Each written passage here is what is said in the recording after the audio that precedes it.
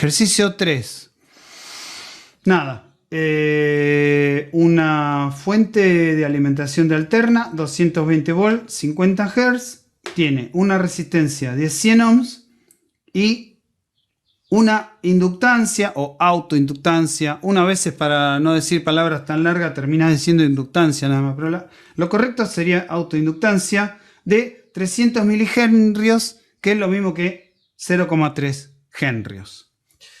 Después, les dije que recuerden que las impedancias las pueden armar adentro de un triangulito, en donde en la horizontal tienen R, en la vertical tienen X, y en la diagonal es el tamaño o el módulo, digamos, de la impedancia, con lo cual Z es la raíz cuadrada de R al cuadrado más X al cuadrado, ¿verdad?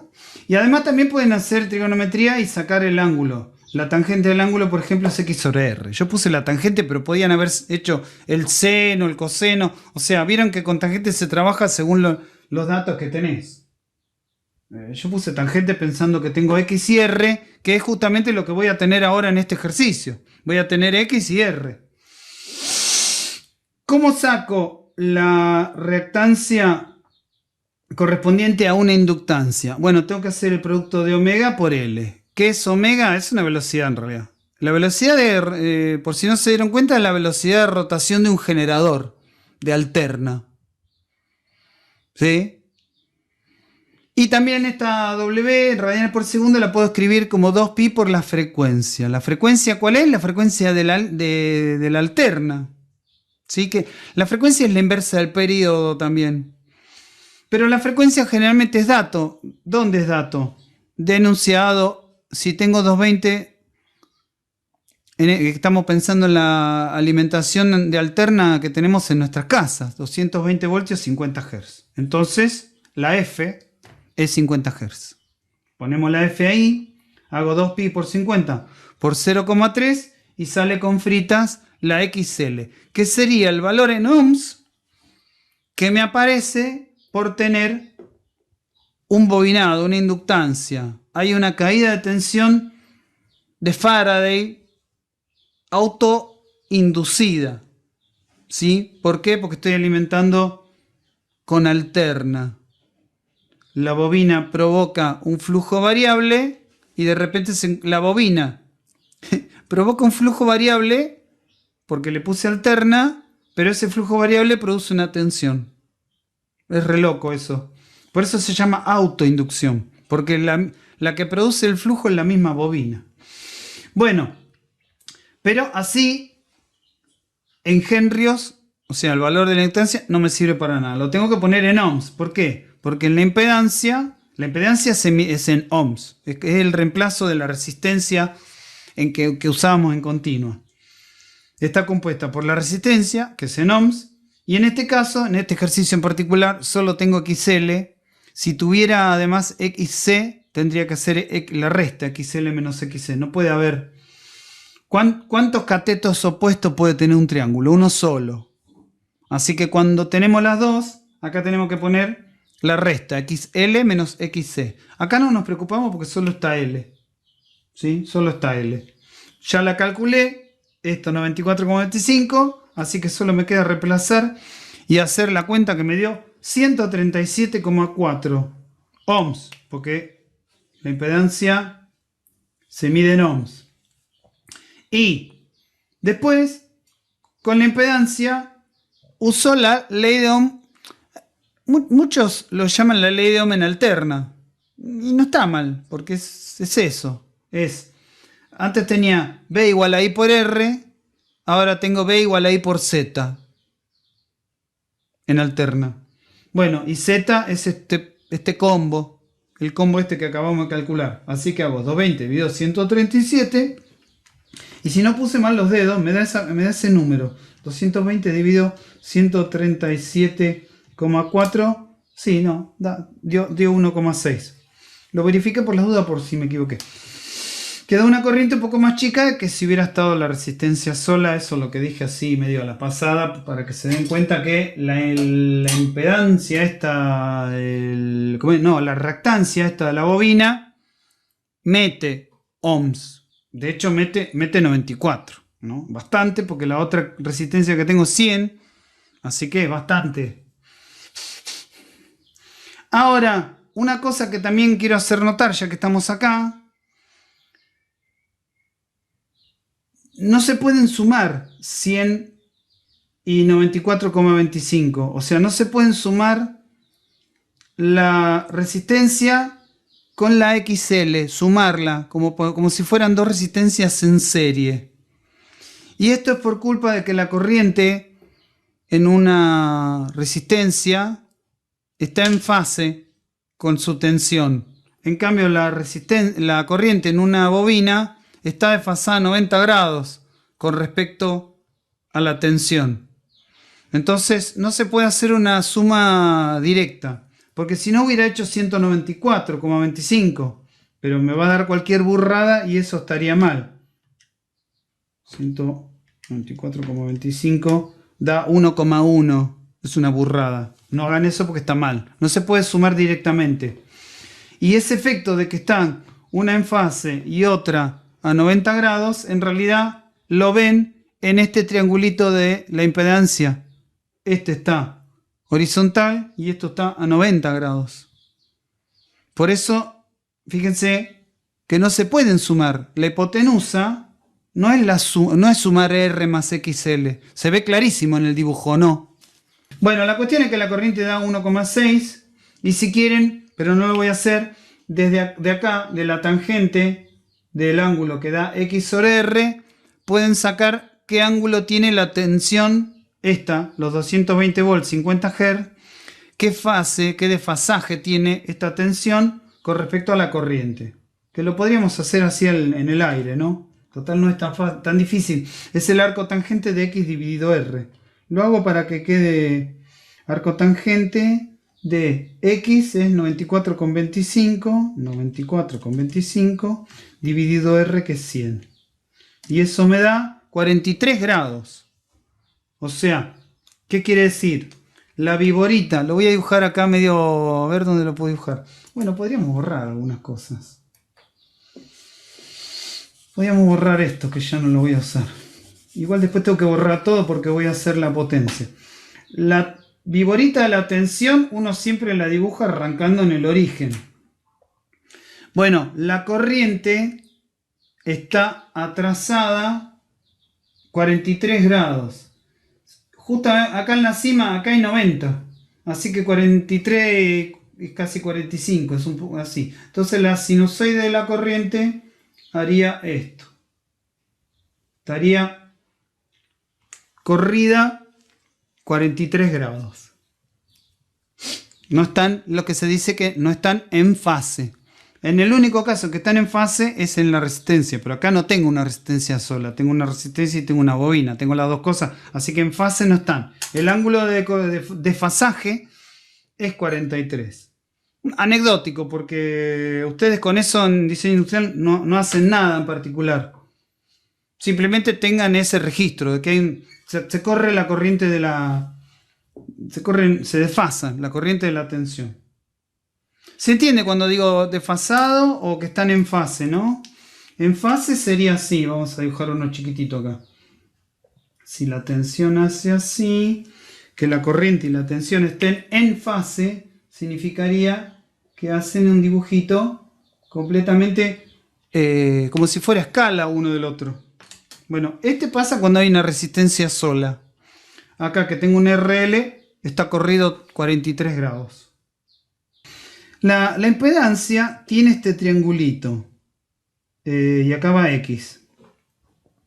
Este se llama triángulo de impedancia, justamente. Si ustedes este triangulito lo multiplican por la corriente al cuadrado, ¿sí? Y vamos a suponer que la corriente es mayor a 1, ¿no? Ustedes dirán, bueno, si yo lo multiplico por un número, por ejemplo, 1,6. ¿Cuánto es 1,6 al cuadrado? Esperen que lo calculo. 2,56. O sea, y al cuadrado es 2,56. Si yo ya tengo la corriente, porque lo hice en el paso anterior, esto es multiplicar por un número. O sea, cambiarle la escala al triangulito. Entonces, ¿qué voy a tener? Bueno, obviamente, un triangulito más grande. 2 veces y medio más grande. Bueno, no voy a hacer tan piola como para hacer 2 veces y medio a ojo. Simplemente voy a hacer un triángulo más grande. Pero después, por ejemplo, si este ángulo es phi, este ángulo de acá, ¿cuánto va a valer? Este phi era 43,3. Y acá que lo cambié de escala, ¿cuánto va a valer? 43,3. Lo mismo, exactamente. O sea que acá va a ser el mismo ángulo. Bueno, ¿y qué tengo ahora en el resto? Este lado del triángulo, el vertical, es el que le corresponde a las X, ¿no? Voy a poner una flecha doble porque se me están mezclando las líneas con los... Ahí está. Este era el lado de las X. O sea que acá voy a tener y cuadrado por X. Y acá la horizontal, ¿sí? Es el lado que le corresponde a la resistencia. O sea que acá voy a tener y cuadrado por R. ¿Les suena? ¿No les suena de antes? ¿No les parece un déjà vu y cuadrado por R? Ahora me dicen que no. Sí, sí, Hay un déjà vu acá, ¿no? ¿Qué era y cuadrado por R? ¿Quién se acuerda? era la Potencia, potencia, ¿eh? Potencia. Dijeron 3 a la vez, no entendí nada. ¿Qué era? la potencia reactiva, puede ser. No, reactiva no. Si es una resistencia. Si querés decime potencia resistiva y te voy a perdonar. Bueno, potencia resistiva.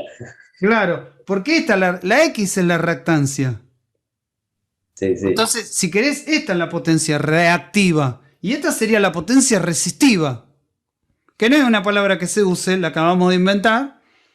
Pero es la de la resistencia. O sea que si la quieren usar a mí no me molesta tampoco. Esta es la potencia de la resistencia. ¿Se acuerdan? Joule. El viejo Joule, el efecto Joule. El efecto de que las resistencias generan calor. Que lo usamos en las estufas, en las planchas de la ropa, en los soldadores de estaño, en los extrusores de las impresoras 3D. ¿Sí? Esta es la potencia que genera calor. Si querés llamarla potencia resistiva. También se llama potencia activa, porque es justamente la que produce una cantidad de energía que se puede aprovechar para algún fin, para algo. Por ejemplo, calentar una habitación. Y esta, la de la reactancia, ahí sí estoy de acuerdo con vos. Es reactiva, porque viene de la reactancia. Así que a esta y cuadrado por X se la suele llamar Q. No sé a quién se le ocurrió la letra. Pero claramente esta de acá abajo es la P. Perdón, casi escribo R. Es la potencia P. Estos son los watts. El efecto Joule, la potencia de la resistencia. También se llama, repito, potencia activa. Tiene varios nombres. Pero esta es útil. Esta se aprovecha en algo. Por ejemplo, en un motor, lo que sería la potencia activa es el torque por la velocidad en el eje. O sea, lo que me está produciendo energía mecánica en el eje. Esa es la potencia activa en un motor. Torque por velocidad en el eje. En cambio, la Q, la reactiva, se pierde en los bobinados. Como dijo Pulleston seguramente, es una potencia que viaja de ida y vuelta por los cables, va desde el generador al circuito de carga y después el circuito lo devuelve al generador. O sea, hace así, va del generador o alternador a la reactancia, de la reactancia vuelve al alternador, del alternador. O sea, es una energía que no se aprovecha para nada, solamente va y viene y provoca caídas de tensión en los cables, pero no se aprovecha, no se le saca. Por ejemplo, la luz. Compro una lámpara LED. La cantidad de luz tiene que ver con I cuadrado por R. Y esta de acá, que hay en los LED, créanme, hay un poco de reactivo. Nada. No hace nada. Simplemente está dando vuelta por los cables. Así que esta es P y esta es Q. Y la de la diagonal, que me faltó mencionar, sería lo mismo. Sería I cuadrado por Z, ¿no es cierto? Porque si la hipotenusa es Z, acá tengo I cuadrado por Z. Bueno, estas no se ponen de acuerdo con el nombre. Algunas la llaman total, pero no les gusta decirle total porque total da la idea de una suma y estas dos no se pueden sumar porque están en cuadratura. Así que es Pitágoras otra vez, no se puede sumar. Algunos la llaman potencia aparente. Bueno, tiene diversos nombres, nadie que está muy conforme de cómo llamarla a esta. Y por lo general se le pone la letra S. Voy a ponerla acá. Bueno, pero como sea, S al cuadrado es igual a P al cuadrado más Q al cuadrado. ¿Por qué? Porque se verifica Pitágoras otra vez. Y si me entendieron eso y me entendieron esta cuenta, ya está, ya tenemos todo. ¿Por qué? Y al cuadrado ya la tengo, 2,56. Por 100, P daría 256. ¿No? 2,56 por 100, ¿cuánto es? 256. O sea que P es 256 ¿qué? Watts. Ya tengo una de las tres. Bueno, pero Q también la tengo, porque tengo Y cuadrado y tengo X. ¿Se acuerdan? X es 94,25. Así que Q ya puedo decir que es... Esperen que 2,56... La tengo que hacer esta, no es imposible. La de 100 era fácil. 2,56 por 94,25. 94,25. 241,3. Le suelen poner volampere reactivo o volampere nada más. Podría ser Pitágoras para ver cuánto vale S ahora, ya que tengo todo. Entonces, S sería la raíz cuadrada de P al cuadrado, o sea, 256. Ya es cuestión de hacer la cuenta, no estoy diciendo nada sorprendente. 256 al cuadrado más 241 voy a poner porque no me entra. Entonces, esto lo tengo en la calculadora además. 351 da más o menos. O sea, lo voy a escribir acá al costado porque ya tengo miedo que no se vea. 351,6. Volampere le pongo VA. B corta A. Volampere. La Q, esta, me aparece cada vez que tengo XL o XC. Acá hoy trabajamos con... Acá vemos la cuenta y cuadrado por X con XL nada más, que era la única que había. En el otro circuito que aparece en el mismo punto, les aparece el alter ego de la inductancia, que es la capacidad. Pero es lo mismo el ejercicio, es igual. La única diferencia, o sea, todas estas cuentas para el otro ejercicio es igual. La única diferencia es que... Lo voy a escribir bien y grande para que se vea. XL es omega por L. Recuerden que omega siempre es 2 por pi por F. Y X sub C es 1 sobre, o sea, al revés, omega por C. Y C es la capacidad en faradios. Y omega sigue siendo el mismo omega, 2 por pi por F. O sea, la cuenta es completamente al revés una de la otra, pero XL da ohms y XC da ohms también. Es ohms. O sea, y después esto, la única diferencia que esta X que pongan acá, para la otra parte va a ser la X del capacitor en vez de la inductancia. Y después la cuenta toda igual.